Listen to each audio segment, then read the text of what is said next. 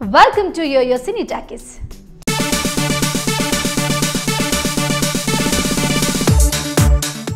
రామ్ చరణ్ ధృవ audio వేడుక ఎందుకు జరగలేదు?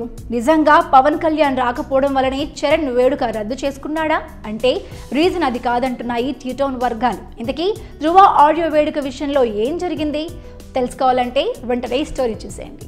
మారుతున్న కాలానికి అనుగుణంగా సినీ పరిశ్రమలోనూ ఎప్పటికప్పుడు మార్పులు చోటు చేసుకుంటున్నాయి.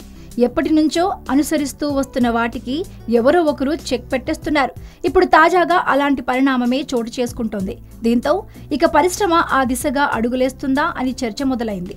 పెద్ద కథానాయకుల సినిమా నుంచి చిన్న సినిమాల వరకు ఆడియో రిలీజ్ ఫంక్షన్ నిర్వహించడం సాధారణం.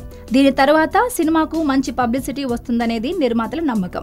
మరోవైపు స్టార్ కథానాయకుల అభిమానుల్లో ఉత్సాహం నింపేందుకు ఆడియో విడుదల వేడుక ఎంతగానో ఉపయోగపడుతుంది. ఇటీవల ఆడియో విడుదల వేడుకలు నిర్వహించడం తలకు మించిన భారంగా మారిపోతుంది. భద్రతా సమస్యలు ఎదురవ్వడంతో పాటు అభిమానుల్లో కొందరు గ్రూపులుగా మారి వేడుకల్లో అనవసర నినాదాలతో హంగామా చేస్తుండడం కథానాయకులకు ఇబ్బందిగా మారింది.